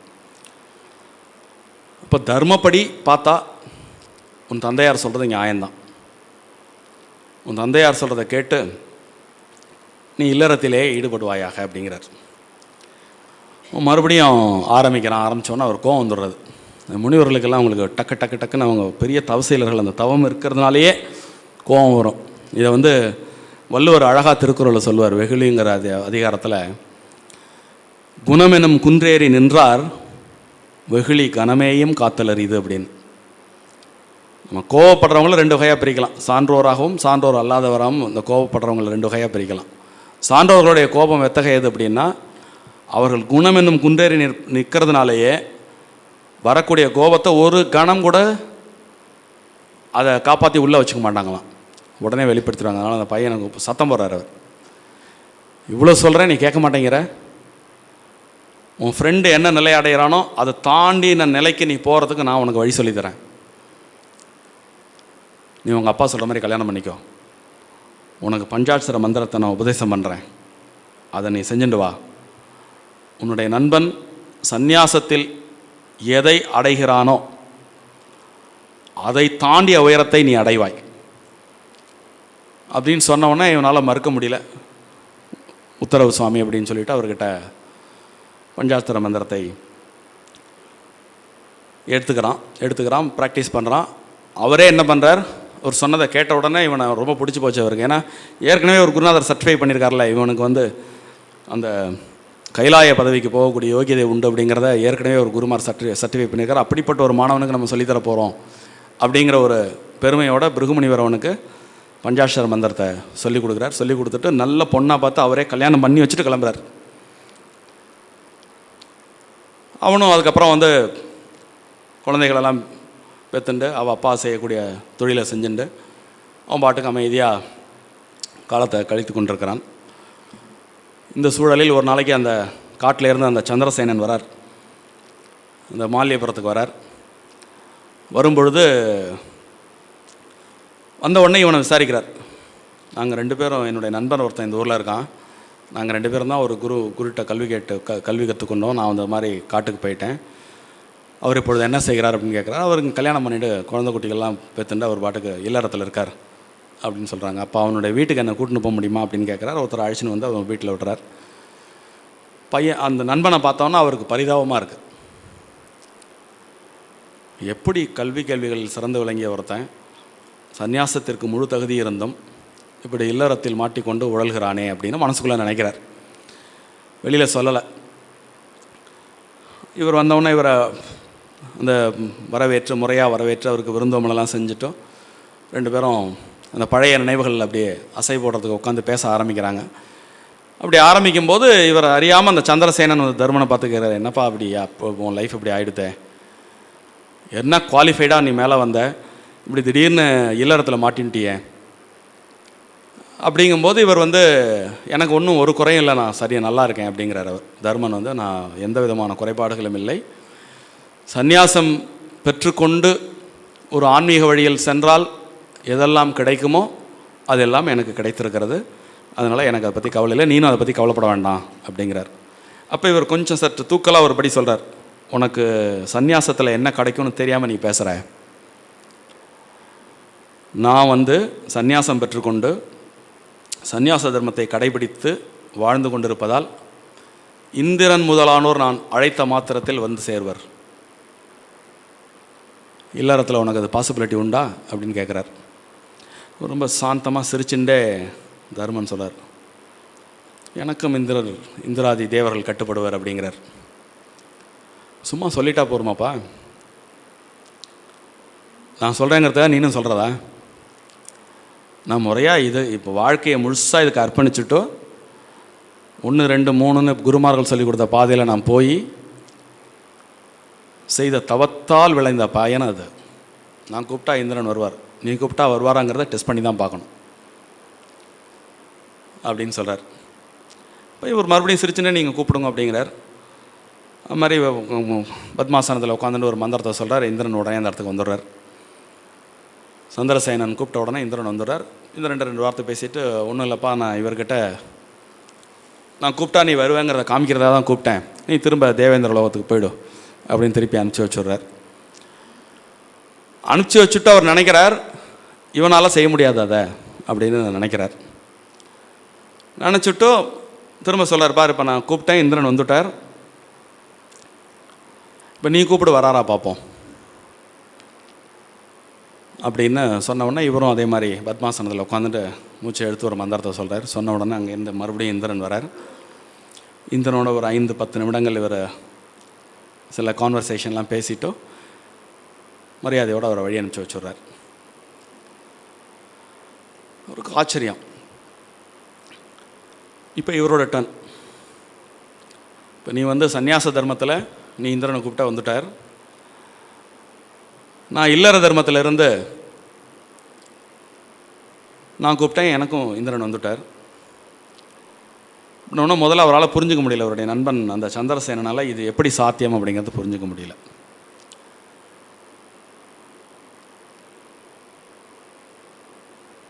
இல்லற தர்மத்திலிருந்தே உன்னை காட்டிலும் நான் ஆன்மீக அனுபூதியை அடைந்திருக்கிறேன் அப்படின்னு அவர் சொல்கிறார். சொன்ன உடனே அவர் சும்மா இல்லாமல், அப்படியா, அப்படி என்றால் எங்கே இந்த தேவாதி தேவர்களின் முப்பாட்டனான பிரம்மனை அழைத்து வா பார்க்கலாம் அப்படின்னு அவர் இவர்கிட்ட கேட்குறார். இவர் அதனால் என்ன, நான் கூப்பிட்டா பிரம்மா வந்துடுவாரே அப்படின்ட்டு தர்மன் ஒரு மந்திரத்தை சொல்கிறார். சொன்ன உடனே பிரம்மா அங்கேருந்து ஓடி வந்து இவர் ஒரு சுற்றி தர்மனை வந்து ஒரு வலம் சுற்றி வணக்கம் சொல்லி அழைத்த காரணம் யாது அப்படின்னு கேட்குறார். கேட்டவுடனே இது மாதிரி என்னுடைய நண்பன் இவருடைய விருப்பத்திற்கிணங்க உங்களை நான் வர வச்சேன் அப்படின்ட்டு ஒரு 5 நிமிஷம் பேசிட்டோம், நீங்கள் உங்களுடைய சத்தியலோகத்திற்கு செல்லலாம்னு அவரை வழி அனுப்பி வச்சுடுறார். இப்போ இவர் நண்பர் என்ன நினச்சிக்கிறார், சந்திரசேனன் ஒரு இல்லறத்தில் இருக்கக்கூடிய இவன் கூப்பிட்டாலே பிரம்மா வந்தால் நம்ம கூப்பிட்டா வரமாட்டாரா அப்படின்னு கொஞ்சம் ஒரு இலக்காரமாக ஒரு பார்வையை பார்க்குறார். இவர் ஆனால் அவரை டெஸ்ட் பண்ண விரும்பலை, சொல்லிட்டு விட்டுறார். நீ உன் வழியில் போய் அந்த ஆன்மீக அனுபூதியை நீ அடைந்தாய், நான் இல்லறத்தில் இருந்து கொண்டே இதை அடைந்தேன், அவ்வளோதான் இவருடைய ஸ்டேட்மெண்ட். அதை தாண்டி ஒரு சுப்பீரியாரிட்டி காமிக்கிற எண்ணமெல்லாம் இந்த தர்மருக்கு இல்லை. நானுமே வரவழைக்கிறேனே அப்படிங்கிற தாராளமாக இன்னொரு முறை நம்ம பிரம்மாவை தரிசனம் பண்ணலாம் அப்படின்ட்டு அவர் உட்காந்துருக்கார். அவர் என்னென்னமோ சொல்லி பார்க்குறார், செஞ்சு பார்க்குறார். அவ்வளோதான், அவருடைய அந்த தேவேந்திரனை கூப்பிட்டதோடு அவர் பவர் முடிஞ்சு போச்சு. பிரம்மாவை அவரால் அழைத்து கொண்டு வர இயலவில்லை. அப்போது அவர் ஏதோ ஒன்று நமக்கு தெரியாத ஒரு விஷயம் நம்முடைய நண்பருக்கு தெரிந்திருக்கிறது. நம்ம இனிமேலும் நம்ம இந்த ஈகோ அப்படிங்கிற ஒரு விஷயத்தை வச்சுக்கிட்டு நம்ம அதை தெரிஞ்சுக்காமல் விட்டுட்டாக்கா நமக்கு தான் நஷ்டம் அப்படின்னு அவர் இது எப்படி சாத்தியமாச்சு அப்படின்னு கேட்குறார். அப்போது இல்லை, நான் ஒரு பிருகுமுனிவர் எனக்கு பஞ்சாட்சர மந்திரம் உபதேசித்தார், அதை நான் தொடர்ந்து செய்து வர அகத்திலும் புறத்திலும் அன்றாடம் ஏற்படக்கூடிய அழுக்குகளெல்லாம் சுத்தமாகி அன்றன்றே நான் புனிதப்பட்டு விடுவதால் இல்லறத்தில் இருந்து கொண்டே என்னால் ஆன்மீகத்தை மேற்கொள்ள முடிகிறது. அதனால் நீனும் பஞ்சாட்சர மந்திரத்தை கற்றுக்கொண்டு இப்போ இருக்கிற நிலையிலிருந்து அடுத்த நிலைக்கு நீ உயரலாம் அப்படின்னு சொல்கிறார். அப்படி சொல்லும் பொழுது இவர் காலில் நெடுஞ்சான் கிடையாது விழுந்து, இப்போ நீ தான் எனக்கு ஆசான், நீனே எனக்கு சொல்லிக் கொடுத்துரும் அப்படின்னு இவரிடமிருந்தே அந்த மந்திரம் பெற்று பயிற்சி செய்து நீண்ட நெடுங்காலம் இருந்து அவர்கள் இருவருமே கைலாயம் சென்று சிவசாயுஜ்ய பதவியை பெற்றனர் அப்படின்னு அந்த கதையை சொல்லி முடிப்பார். இப்போது பஞ்சாட்சர பல மந்திரங்கள் இருக்கின்றன. இந்த பஞ்சாட்சர மந்திரத்துக்கு அப்படி என்ன சிறப்பு அப்படின்னு நைமிசாரணத்து முனிவர்கள் எல்லாம் சூதமாமுனிவரை கேட்குறாங்க. அவர் இன்னும் மேலும் சில குட்டி கதைகள், விரிவான கதைகள் எல்லாம் சொல்லிட்டும் பஞ்சாட்சர மந்திரத்தினுடைய மகிமையை அவர்களுக்கு விளக்க அவர்கள் எல்லாம் புரிந்து கொண்டு சூதமாமுனிவருக்கு நன்றி செலுத்துவினர் அப்படின்னு அந்த கதை அப்படியே போயிட்டே போகும். இந்த பஞ்சாட்சர மந்திரம் என்ன? பொதுவாக மந்திரம் என்றால் என்ன, அது எப்படி வேலை செய்யுது? சொல்லுக்கும் பொருளுக்கும் ஒரு தொடர்பு உண்டு, சொல்லுக்கும் ஓசைக்கும் ஒரு தொடர்பு உண்டு. மந்திரம் அப்படிங்கிற வார்த்தையை பிரித்தா மண் ப்ளஸ் திறம் அப்படின்னு பிரிப்போம். மண் என்றால் மனம், திறம் என்றால் உறுதி செயல். மனதை உறுதி செய்யக்கூடிய ஒரு சொல், மனதை உறுதி செய்யக்கூடிய சொல் மந்திரம். சொல் எப்படி மனதை உறுதி செய்யும்? எப்படி நம்ம கேட்டுட்டே போகலாம். டெக்னிக்கலாக ரொம்ப சாதாரணமாக சில விஷயங்களை நீங்கள் அன்றாட நடைமுறைகளிலிருந்தே நம்ம புரிஞ்சுக்கலாம். ரொம்ப பல பெரியோர்களும் சொல்லக்கூடிய சாதாரண உதாரணம், பசு அப்படின்னு சொன்னால் ஒரு சாந்தம், நாய் அப்படின்னு சொன்னால் ஒரு உக்கிரம். 2 வார்த்தையுமே 2 எழுத்து வார்த்தை தான். இந்த பசு அப்படின்னு சொல்லும் பொழுது உங்களை அறியாமல் சாந்தம் அப்படிங்கிற மனநிலை உங்களுக்குள்ளே வந்து உட்காருது. இப்போ ஒருத்தரை வந்து கடுமையாக திட்டக்கூடிய ஒரு சொல்லாக கூட நம்ம அந்த நாய் அப்படிங்கிற சொல்ல பயன்படுத்துகிறோம். நாயே அப்படின்னு கடுமையாக அந்த நாயே அப்படின்னு சொல்லும்போது ஒரு சத்தம் வருது பார்த்தீங்களா, அந்த சத்தத்துக்கு பின்னாடி ஒரு அழுத்தம் வருது பாருங்கள். அந்த அழுத்தம் வந்து உங்களை அறியாமல் உங்களுக்குள்ளே நுழைஞ்சு ஒரு வேலையை செய்யும். இப்போ நாயேன்னு கடுமையாக சொல்கிற மாதிரி பசுவேன்னு நீங்கள் கடுமையாக சொன்னீங்க, பசு அப்படின்னு நீங்கள் சொல்லி பாருங்கள், பசுங்கிற வார்த்தையவே நீங்கள் அமைதியாக தான் சொல்ல முடியும். அந்த பசுங்கிற வார்த்தையை சொல்கிறதோடு இல்லாமல் அதனுடைய விளைவு உங்கள் மனசுக்குள்ளே பதிவாக பதிஞ்சிருக்கு. பசு எப்பொழுதுமே அமைதியாக இருக்கும், அது பாட்டுக்கு மேய்ஞ்சுன்னு இருக்கும். ஸோ அந்த பசுங்கிற வார்த்தைக்கு பின்னாடி அமைதி அப்படிங்கிற ஒரு விஷயம் அதுக்குள்ளே இன்பில்டாக இருக்குது. இது மாதிரி ஒவ்வொரு மந்திரத்திலும் உட்பொருள் இன்பில்டாக இருக்குது. அப்படி இந்த சிவாய நம அப்படிங்கிற மந்திரத்தில் அல்லது நமச்சிவாய அப்படிங்கிற மந்திரத்தில் உட்பொருளாக என்ன இருக்குது அப்படிங்கிறத இன்றைக்கி கொஞ்சம் சுருக்கமாக நம்ம பார்க்கலாம். இந்த நமச்சிவாய அப்படிங்கிறத வந்து இந்த பஞ்சாட்சரத்தில் 2 வகையாக சொல்லுவாங்க. ஸ்தூல பஞ்சாட்சரம், சூட்சும பஞ்சாட்சரம் அப்படின்னு இந்த நமச்சிவாய மந்திரத்தை 2ஆக சொல்லுவாங்க. நமச்சிவாய அப்படிங்கிறது தூல பஞ்சாட்சரம். இந்த நமச்சிவாயங்கிறது சொல்கிறது மூலிமா இந்த இக உலகத்தில் நீங்கள் அடைய வேண்டிய வெற்றிகளை எல்லாம் நமச்சிவாய சொன்னால் அடைஞ்சிடலாம். சிவாய நம அப்படிங்கிறது சூட்சும பஞ்சாட்சரம். சிவாய நம அப்படி நமச்சிவாய சிவாய நம நீங்கள் பார்த்தீங்கன்னா மாற்றி மாற்றி இந்த மந்திரத்தை பஞ்சாட்சர மந்திரத்தை சொல்கிறவங்க நீங்கள் பார்த்தீங்கன்னா கொஞ்சம் நேரம் இதை சொல்லுவாங்க, கொஞ்சம் நேரம் அதை சொல்லுவாங்க. அவங்களுக்கு எகலோகத்திலும் வெற்றி, பரலோகத்திலும் வெற்றி. இந்த சிவாய நமக்கு ஒரு அர்த்தம் இருக்குது, நமச்சிவாயக்கு ஒரு அர்த்தம் இருக்குது. இப்போ எப்படி நம்ம ஒரு சொல்லுக்கு அதனோட பொருளோடு சேர்த்து புரியும் பொழுது உங்களுக்கு ஒரு 3 டைமென்ஷனல் எஃபெக்ட் கிடைக்கிறதோ, அது மாதிரி இந்த மந்திரம் அப்படிங்கிற ஒரு விஷயத்தினுடைய நுட்பங்களை நாம் புரிந்து கொண்டால் அந்த 3 டைமென்ஷனல் எஃபெக்ட் கண்டிப்பாக கிடைக்கும். சிவன் அப்படிங்கிற ஒரு தெய்வம் ஆதி அந்தமற்ற ஒரு தெய்வம். இதை வந்து வேதங்கள், உபநிடதங்கள் அத்தனையும் அறுதியிட்டு சொல்லியிருக்கிறது. இன்றைக்கும் கூட நீங்கள் பல சிவாலயங்களுக்கு சென்றால் கோவிலுடைய மேற்கு கோஷ்டத்தில் அண்ணாமலையார் அப்படின்னு ஒரு சிலையை நீங்கள் பார்த்துருப்பீங்க. தமிழில் அண்ணாமலையார்னு சொல்லுவோம், சம்ஸ்கிருதத்தில் லிங்கோத்பவர்னு சொல்லுவோம் அந்த சிலையை. பல 1000 வருட கோயில்களுக்கு போனாலும் நீங்கள் பார்க்கலாம். ரொம்ப தெளிவாக பார்க்கணும் அப்படின்னா இப்போ நம்ம தாராசுரத்தில் போய் அந்த பெரிய பிரம்மாண்டமான விமானம், தாராசுரம், தஞ்சாவூர், கங்கை கொண்ட சோழபுரம் எல்லாத்துலேயுமே அந்த மேற்கு கோஷ்டத்தில் அந்த லிங்கோத்பவர் இருப்பார். ஆதின்னு ஒரு பேர் உண்டு, அனாதின்னு ஒரு பேர் உண்டு சிவனுக்கு.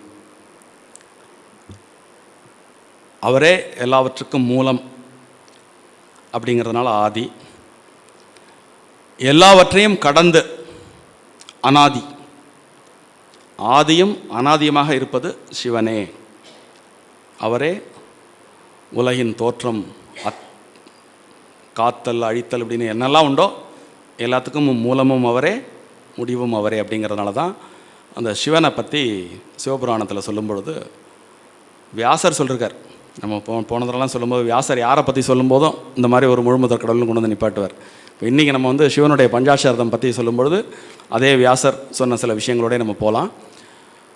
வியாசர் மட்டுமல்ல, வடநாடு, தென்னாடு, உலகில் எங்கெல்லாம் சிவனை வழிபடக்கூடிய மக்கள் இருக்காங்களோ அத்தனை மொழிகளிலுமே இந்த சிவாய நம அப்படிங்கிற ஒரு இந்த மந்திரம் இருக்குது பாருங்க. அது மொழி கால தேச வர்த்தமானம்னு சொல்லுவோம் பாருங்கள். அந்த கால தேச வர்த்தமானங்களை தாண்டி இந்த சிவாய நம அப்படிங்கிற இந்த பஞ்சாட்சரம் எல்லா இடங்களிலும் ஏகமனதாக ஏற்றுக்கொள்ளப்பட்டு இந்த பஞ்சாட்சரம் ஒலிக்கப்பட்டு கொண்டிருக்கிறது. இப்போது அந்த மந்திரம் அப்படின்னா என்னன்னு பார்த்தோம். ஒரு சொல், ஓசை, இது ரெண்டும் வந்து என்ன செய்யுது அப்படிங்கிறத பார்த்தோம்.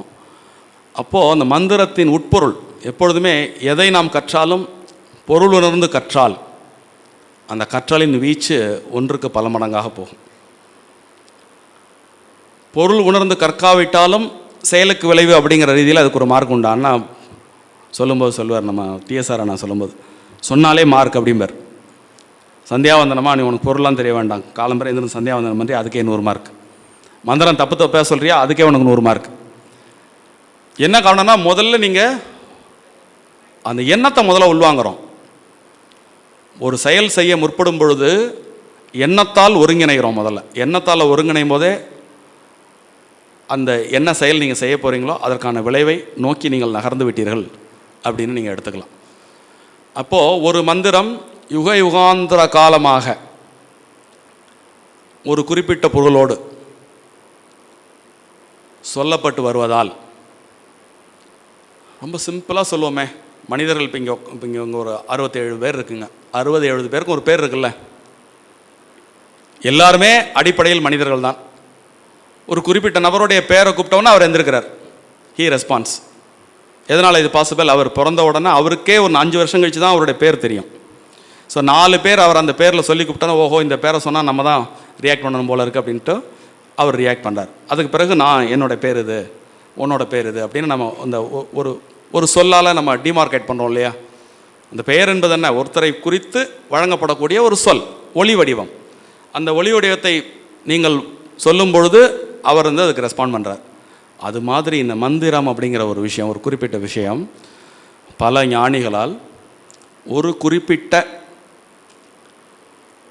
குணத்தை அதன் மேல் ஏற்றி அதை உச்சரித்து உச்சரித்து உச்சரித்து உச்சரித்து அந்த மந்திரத்திற்கு ஒரு பவர் வந்துடுது. அந்த பவர் இருக்குன்னு தெரிஞ்சு சொன்னீங்கன்னா 1000 தடவை சொல்கிறதுக்கு போல ஒரு தடவை சொன்னால் போகிறோம். அந்த பவர் இருக்குன்னு தெரியாமல் அந்த மந்திரத்தை யாரோ சொன்னார், நம்ம கேட்குறோம். உதாரணத்துக்கு ஒருத்தர்கிட்டேருந்து, ஒரு குருட்டேருந்து ஒரு சிஷ்யர் வந்து அந்த மந்திரத்தை எடுத்துக்கிறார். நீ ஒரு 1,00,000 தடவை உரு போடுப்பா அப்படின்னு சொல்லிட்டு போகிறார். காலம்பரையிலிருந்து சொல்லு, மத்தியானம் சொல்லு, சாயங்காலம் சொல்லு, ஒரு நாளைக்கு ஒரு 108 தடவை சொல்லு, 1008 தடவை சொல்லு அப்படின்னு. இவனுக்கு அது பொருள் தெரியாமலே சொல்ல சொல்ல சொல்ல சொல்ல சொல்ல சொல்ல இவனே மந்திரமாகி மந்திரத்தின் பொருளை அவன் உணரக்காத ஒரு காலகட்டம் வந்துடும். அதனால் இந்த மந்திரங்கள் நீங்கள் தெரிந்து சொன்னால் சீக்கிரமாக அந்த இடத்துக்கு போயிடலாம், தெரியாமல் சொன்னால் கொஞ்சம் லேட்டாக அந்த இடத்துக்கு போவோம். எப்படி இருந்தாலும் உங்களை அந்த எந்த இடத்தை அது எதன் கருதி, எதன் உட்பொருள் கருதி அந்த மந்திரம் இயற்றப்பட்டு சொல்லப்பட்டதோ அதன் உட்பொருள் கருதி நாம் அந்த மந்திரத்தின் வடிவமாக ஆகி அந்த மந்திரத்தின் பலனை பெறுவோம் என்பது துணிப்பு. அந்த வகையில் இப்போ இந்த சிவாய நமக்குள்ளே என்னெல்லாம் இருக்குது அப்படிங்கிறத நம்ம பார்த்தோம்னா அசந்து போகிற மாதிரியான விஷயங்கள் உண்டு. இந்த நமச்சிவாய ஒவ்வொரு சொல்லுக்கு பின்னாடியும் பல பொருள் உண்டு. அந்த வார்த்தைக்கு பின்னாடி பல பொருள் அல்ல. ந ம சி வ ய இந்த 5 சொல் இருக்குது பாருங்கள். அந்த 5 சொல்லும் பல விஷயங்களை குறிக்கிறது. உதாரணத்திற்கு ந, சிவனுக்கு பல்வேறு விதமான மூர்த்தங்கள் உண்டு. அந்த ஆதியும் அனாதியும், அதுக்கு தான் ஒரு பீடிகையோடு ஆரம்பித்தேன். ஆதியும் அனாதியும் ஆன சிவன் உருவம் எடுக்கிறார். ஏன் எடுக்கிறார் அப்படின்னா, இந்த உலக தோற்றத்தில் உலகில் பல்வேறு விதமான நிகழ்வுகள் நடக்கிறது பார்த்தீங்களா, அதை வந்து உருவமற்ற ஒருவனால் டீல் பண்ண முடியாது. அவரே இப்போ ரொம்ப நுட்பமான தலங்களை நீங்கள் வந்து அத்வைதத்தை அனுபவிச்சிங்கன்னா, நம்மெல்லாம் இறைவனின் பிள்ளைகள் அப்படின்னு விளையாட்டாக மகான்கள்லாம் சொல்லுவாங்க. அத்வைதத்தை நீங்கள் அப்படியே ப்ராக்டிஸ் பண்ணி உள்ளே நுழைஞ்சு நுழைஞ்சு நுழைஞ்சு நீங்கள் பார்க்கும்போது அது சத்தியம் அப்படிங்கிறத நம்ம உணரலாம். இந்த ஆதியும் அந்தமும் மற்றவர். இப்போ நீங்கள் ஃபிசிக்ஸில் வந்து நீங்கள் தண்ணியினுடைய தன்மையை பற்றி கேட்போம். ஒரிஜினல் வாட்டர் அதனுடைய குணங்கள் என்ன? நிறமற்றது, உருவற்றது, சுவையற்றது. am I right? ஃபிசிக்ஸில் வந்து ப்ராப்பர்ட்டிஸ் ஆஃப் வாட்டர் அப்படின்னு நீங்கள் கேட்டிங்கன்னா நிறமற்றது, உருவற்றது, சுவையற்றதுங்கிற ஒன்று விஷயம் வரும். அது மாதிரி சிவனுடைய நுட்பமான தலங்களில் சிவனுடைய ப்ராப்பர்ட்டிஸ் நீங்கள் எடுத்துக்கிட்டிங்கன்னா நிறமற்றவர், மனமற்றவர், குணமற்றவர், சுவையற்றவர். அப்போ இதெல்லாம் அவருக்கே தெரியணும்னு ஒரு ஆசை உண்டாருது.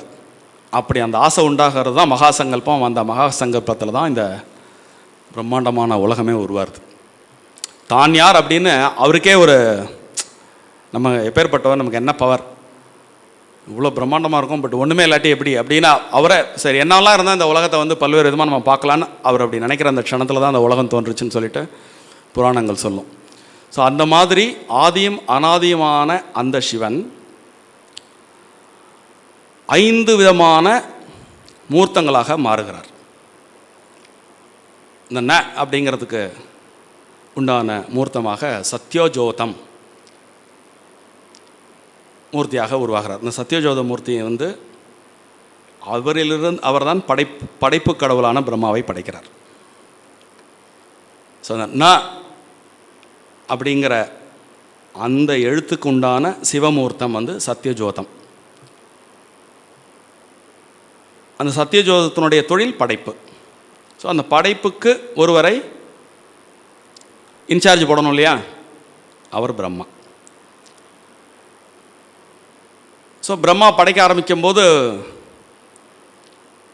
முதல்ல அவர் படைக்கிறது உலகத்தை படைக்கிறார். ஸோ நிலம், பூமி. இந்த பூமிக்கு ஒரு குணம் உண்டு, அது கேட்டல்.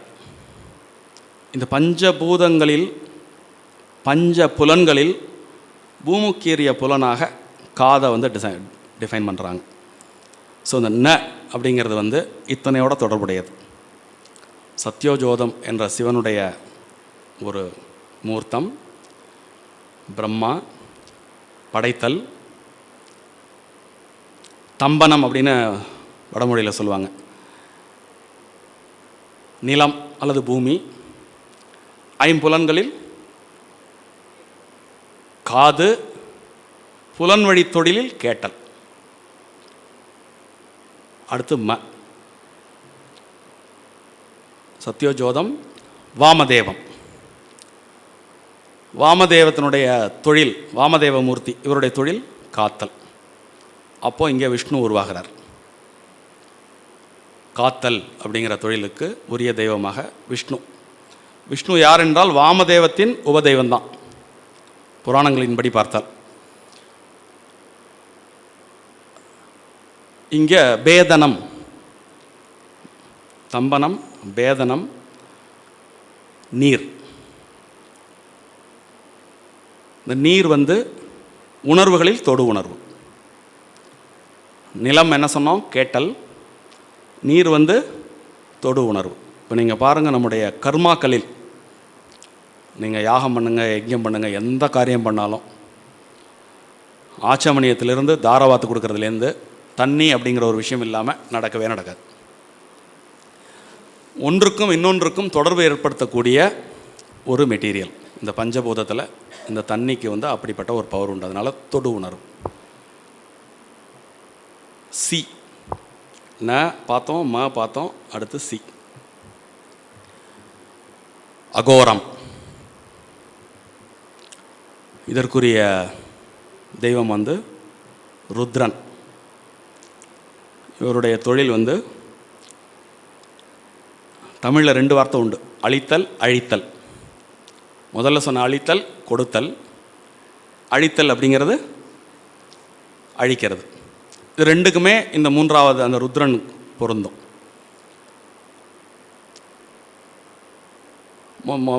மோகனம்,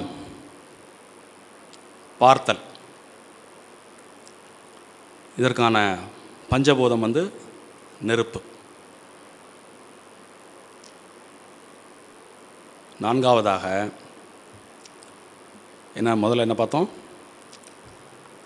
சத்யஜோதம், அகோரம், வாமதேவம், அகோரம், தத்புருஷம். 4வதாக தத்புருஷம். இந்த தத்புருஷம் என்பது முதல்ல 3 தொழில் பார்த்தோம், படைத்தல், காத்தல், அழித்தல். 4வதாக சாந்தம் அப்படிங்கிற முகம்.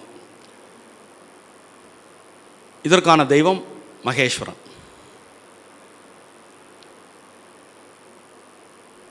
மாரணம், சுவைத்தல். உணர்வுகளிலே சுவை, பஞ்சபூதத்திலே காற்று. ந ம சி வ பார்த்துட்டோம். ய ய வந்து ஈசானம். ஈசானத்தினுடைய தெய்வம் வந்து சதாசிவம். தொழில் அனுகிரகம்.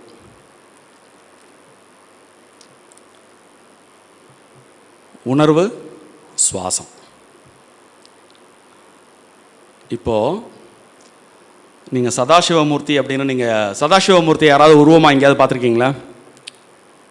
நீங்கள் யாரும் பார்க்கலன்னா நான் உங்களுக்கு I suggest you one temple. நல்லூர்னு ஒரு கோயில் இருக்கு இல்லையா? நல்லூரில் உள்ள நுழையிற பகுதியில் வந்து ஒரு கோபுரம் இருக்கும். அந்த கோபுரத்தினுடைய இன்சைடில் வலது பக்கம் நீங்கள் பார்த்தீங்கன்னா 25 முகங்களை கொண்ட மான்மழு வேந்திய ஒரு சிவபெருமானை நீங்கள் பார்க்கலாம். அவரே சதாசிவமூர்த்தி. சதாசிவமூர்த்திக்கு 25 தலைகள் உண்டு. இப்போ நீங்கள் பாருங்கள், பஞ்சமூர்த்தி, 5 குணம், 5 தொழில், 5 5 உணர்வு, 5 × 5 25. நமசிவாய. இந்த நமசிவாயால் இத்தனை விஷயம் உள்ளுக்குள்ளே இருக்குது. இதில் எல்லாம் வந்துடுதா? படைத்தல், காத்தல், அழித்தல், சாந்தப்படுத்துதல், அனுகிரகம் செய்தல், எல்லாமே இதுக்குள்ளே வந்துடுறதா? சிவாய நம சிவாயால் இது. சிவாய நமல வேற ஒரு 5 இருக்குது. சி சிவனை குறிக்கிறது. வ சக்தியை குறிக்கிறது. எந்த சக்தி தெரியுமா? நம்ம நவராத்திரி அன்னைக்கு பார்த்தோம் இல்லையா? முதல் நாளில் ஒன்றுமற்ற அந்த பறவெளியிலிருந்து ஒரு பராசக்தி உருப்பெறுகிறது. அது செயல் வடிவம் பெறுவதற்கு முன்பு அப்படியே சக்தியாக பிரம்மிங்காக இருக்குது பாருங்க. மனோன்மணின்னு பேர். அந்த மனோன்மணி சக்தி வ. ய இந்த ஜீவன் அல்லது ஆன்மா. ந இது மும்மலங்கள், துரோதமலம். ம ஆணவம், ஆணவமலம். ஸோ இந்த 5ம், இந்த 5 சொல்லும் இந்த 5ஐ குறிக்கிறது. இந்த துரோதமலமாகிய அதிலிருந்து ஆணவம் அப்படிங்கிறது கரைஞ்சு சீவன் வந்து சக்தியுடன் கலந்து சிவனை சென்றடைகிறது. அதனால தான் முதல்ல சொன்ன தூல பஞ்சாட்சரம் உலகியல் வெற்றியை கொடுக்கும் உங்களுக்கு. நமசிவாய அப்படின்னு சொல்லிட்டிங்கன்னா நீங்கள் போகிற காரியம்லாம் ஜெயிச்சிடும். சிவாய நம்ம சொல்லிட்டிங்கன்னா ஜெயிச்சுட்டு இங்கேருந்து நீங்கள் எல்லாத்தையும் திறந்துட்டு மேலே போயிடலாம். ஸோ இந்த சிவாய நமக்குள்ள, இந்த சிவாய நமசிவாய இது ரெண்டுக்குள்ள இந்த ஒட்டுமொத்த பிரபஞ்சமும் அடக்கம் என்று கூறினால் மிகையாகாது. அப்போ இந்த மந்திரத்தை சொல்லிவிட்டு நடத்த முடியாத காரியமும் ஒன்று உண்டா? இப்போ சூத முனிவர் சொன்ன கதையோடு நீங்கள் ரிலேட் பண்ணி பாருங்கள். இந்த பஞ்சாட்சரம் பெற்ற ஒருவன் எப்படி எதையும் வெல்லலாம் அப்படிங்கிற நிலையை நோக்கி நம்ம நகரலாம். நம்ம இதை வந்து பஞ்சாட்சரத்தை பற்றி பேசுகிற அன்னைக்கு திருமூலர்லேருந்து ஒரு பாட்டு சொல்லலைன்னா அது பெருங்குறையாயிடும். என்ன? அஞ்சுக அஞ்செழுத்து உண்மை அறிந்தபின் நெஞ்சகத்து உள்ளே நிலையும் பராபரம். என்ன சொல்கிற, உலகத்தில் நீ பயப்படுறதுன்னா ஒன்றே ஒன்றுக்கு தான் பயப்படணும்.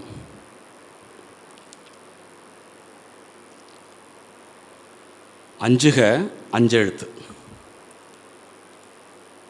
உண்மை அறிந்த பின். நீங்கள் இப்போ பிரித்து நீங்கள் 2 விதமாக 3 விதமாக கூட பொருள் கொள்ளலாம். அஞ்சுக அஞ்செழுத்து உண்மை அறிந்த பின் நெஞ்சகத்து உள்ளே நிலையும் பராபரம். வஞ்சகமில்லை, மனைக்கு ஏதும் தீங்கில்லை, தஞ்சம் இது என சாற்றுகின்றேனே அப்படின்னு ஒரு 4 வரியில் இந்த 5 எழுத்தினுடைய பெருமையை அவர் சொல்லியிருக்கார். சிவாய நம, இந்த 5 எழுத்துங்கிறது வேற ஒன்றும் இல்லை, இந்த சிவாய நம தான். சிவாய நம அப்படிங்கிறது உனக்கு தெரிஞ்சு கொடுத்து அப்படின்னா உலகத்தில் உள்ளுக்குள்ளே வந்து அந்த பராபரம் வந்து நிலச்சி நிற்குமா. உங்களை சுற்றி யாரேனும் வஞ்சக வலை பண்ணினா அது வேலைக்கு ஆகாது. உங்கள் வீட்டிலே எந்த பிரச்சனையும் அதுக்கப்புறம் வரவே வராது. இதுதான் நீ அடையக்கூடிய கடைசி புகலிடம். ஏன்னா சாற்றுகின்றேனே அப்படின்னு கொண்டு போய் முடிப்பார். தஞ்சம் இதுவென சாற்றுகின்றேனேன்னு ஏகாரத்தில் கொண்டு போய் முடிப்பார். இது மாதிரி நால்வரில் மாணிக்க வாசகர் நானேயோ தவம் செய்தேன், அவர் தான் தவம் செஞ்சார், நமக்கு தெரியும். அவர் கேட்பார், பெற்றேன் சிவாய நம. இங்கே பாருங்கள், நான் முதல்ல சொன்னேன் பார்த்தீங்களா, இந்த இடத்துல சொல்லும்போது சிவாய நம சொல்கிறாரு. வேற ஒரு இடத்துல என்ன சொல்கிறாரு, சாதாரணமாக சொல்லும்போது நமச்சிவாய வாழ்க, நாதன் தாழ்வாழ்க. ஸோ சாதாரண மனிதர்களுக்கு வழிகாட்டும்பொழுது நமச்சிவாய சொல்லு. ஒரு ஸ்டேஜ் தாண்டி வரும்போது சிவாய நம சொல்லு. அந்த சிவாய நமக்கு அவருக்கு அதுக்கு முந்தி ஒரு பீடிகை போகிறாரு, நானேயோ தவம் செய்து பெற்றேன் நமச்சிவாய என்ற மந்திர சிவாய நம என்ற மந்திரத்தை அப்படின்னு. சுந்தரமூர்த்தி நாயனார், நற்றவா நானுனை மறந்தாலும் சொல்லும் நான் நமச்சிவாயவே அப்படிங்கிறார். ஒரு தோழமை உறவு போன்றதுனால அவர் ஒரு நேரத்தில் மறந்துடுறார். நம்ம டிஎஸ்ஆரை நான் சொல்லும்போது சொல்லுவார், அந்த அனுஷ்டானங்கள் இருக்கு இல்லையா, அந்த அனுஷ்டானங்களை டெய்லி டெய்லி டெய்லி டெய்லி செஞ்சு இருக்கக்கூடிய ஒருத்தன் கோமா ஸ்டேஜுக்கு போனால் கூட அச்சுதாயனமா அனந்தாயனம்னு சொல்லுவான் அப்படிம்பார். இங்கே சுந்தரர் சொல்கிறதோட நீங்கள் கனெக்ட் பண்ணி பாருங்க. நற்றவா நானுனை மறந்தாலும் சொல்லும் நான் நமச்சிவாயவே அப்படிங்கிறார். அப்பர் பெருமான் சொல்லவா வேணும், கற்றுனை போற்றி கடலிலே பாய்ச்சினும் நற்றுணையாவது நமச்சிவாயமே. இவங்கெல்லாம் சொல்லிட்டு மட்டும் போனவங்க இல்லை, செஞ்சு காமிச்சவங்க. இந்த நமச்சிவாய என்ற மந்திரத்தை அருட்களம் அப்படிங்கிற வார்த்தையில் அவர் பயன்படுத்துகிறார் திருநாவுக்கரசர். சொல்லிட்டா சரியாக போச்சப்பா, அருட்களம் என்னத்தை பயன்படுத்தின அப்படின்னு நீங்கள் ஒரு கேள்வி கேட்டிங்கன்னா அதுக்கு தான் அவர் பதில் சொல்கிறார். நற்றூனை அந்த கல் தூணில் கட்டி கடலில் பாய்ச்சினாங்க, நமச்சிவாய சொல்லி வெளில வந்தார். சுண்ணாம்பு காலவையில் போட்டப்போ எவ்வளோ நக்கலாக பாட்டு பாடி சொன்னார் அவர். எப்படிப்பா சுண்ணாம்பு காலவை இருந்தது அப்படின்னு கேட்டப்பா, உண்மையிலேயே நக்கல். மகாராஜா வந்து 5 நாள் கழித்து அப்படியே ஃப்ரெஷ்ஷாக வெளியில் வரார். சுண்ணாம்பு காலவையில் எப்படிப்பா நீ இவ்வளோ ஃப்ரெஷ்ஷாக இருந்தப்போ, எனக்கு ஒன்றும் பிரச்சனை இல்லை, மாசில் வீணையும் மாலை மதியமும் வீசு தென்றலும் வீங்கில வேணிலும் மூசு வண்டரை பொய்கையும் போன்றதே ஈசன் எந்தன் இணையடி நீழலே அப்படின்னு. அந்த சூழலோட அந்த பாட்டினுடைய பொருளை நீங்கள் பொருத்தி பாருங்க. அவர் அந்த மகாராஜாவை அவர் அதுக்கு செருப்பு கழட்டி அடிச்சிருக்கலாம். மகேந்திர பல்லவ சக்கரவர்த்தியை அவர் செருப்பு கழட்டி அடிச்சிருக்கலாம். அதை தாண்டின ஒரு பெரிய பாட்டை பாடிட்டு போயிட்டார். இதுக்கெல்லாம் ஒரு துணிச்சல் வேணும் இல்லையா? அவரை வந்து கூப்பிடும்போது சொல்கிறாங்க, மகாராஜாவை நான் கூப்பிட்றாரு வா அப்படின்னு. இன்னும் வரமாட்டேன்னு போய் சொல்லு அப்படிங்கிறார். இல்லை நீ ராஜாவினுடைய ஆணையை நீ சிறமேற்கொண்டு கடைபிடிக்காவிட்டால் விளைவுகள் கடுமையாக இருக்கும் அப்படின்னு தூது வந்தவன் சொல்கிறான். அப்போ சொல்கிறார், நாமார்க்கும் குடியெல்லோம் நமனை அஞ்சோம் நடலையெல்லோம் நரகத்தில் இடர்படோம்னு அடித்து துவம்சம் பண்ணி தள்ளுவார். அப்படியே எது பேக்ரவுண்டு அவருக்கு? இந்த பஞ்சாட்சரம். 3 பேரை சொல்லிட்டேன், 4வது ஒருத்தர் சொல்லணும்ல. திருமூலர் சொல்லிட்டேன், சுந்தரர் சொல்லிட்டேன், அப்பர் சொல்லிட்டேன், மாணிக்க வாசகரும் சொல்லிட்டேன். ஏன் கடைசியாக சம்பந்தர் கொண்டு வந்து? சம்பந்தர் தான் ஆக்சுவலாக திருமுறை தொகுத்தல முதல்ல வரார்.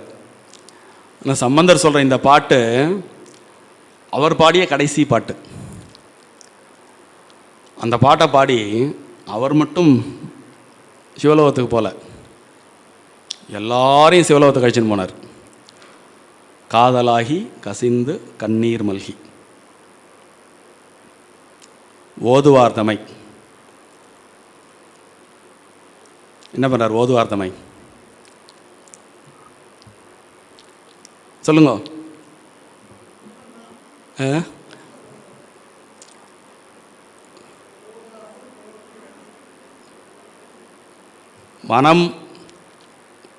மனது ஒற்றி உய்வித்து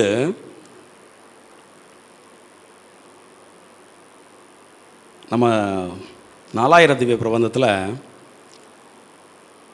12 ஆழ்வார்களில் நம்மாழ்வாரை வந்து வேதம் தமிழ் செய்த நம்மாழ்வார் அப்படின்னு நம்ம குறிக்கிறோம். அவருடைய பாடல்களில் வேதங்களிலிருந்து எடுக்கப்பட்ட சாரங்கள் எல்லாம் சுட்டி காமிச்சு 4 வேதத்திலிருந்து இவர் பாடல்கள் எழுதியிருக்கார். அதனால் வந்து வேதம் தமிழ் செய்த நம்மாழ்வார்னு அவருக்கு ஒரு பேர் உண்டு.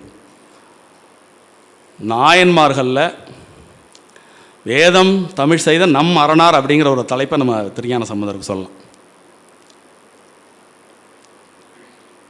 வேதம் 4 மெய்ப்பொருளாவது நாதன் நாமம் நமச்சிவாயவே அப்படின்னு முடித்து தான் கூட வந்து எல்லாரையும் கைலாசத்துக்கு அழைச்சின்னு போன ஒரு மிக பெருமை பெற்ற அந்த நமச்சிவாய என்ற பஞ்சாட்சரத்தின் பெருமைகளை உங்களுடன் சிந்திக்க கிடைத்த வாய்ப்பை பெருவாய்ப்பாக எண்ணி நன்றி கூறி அமைகிறேன். நன்றி.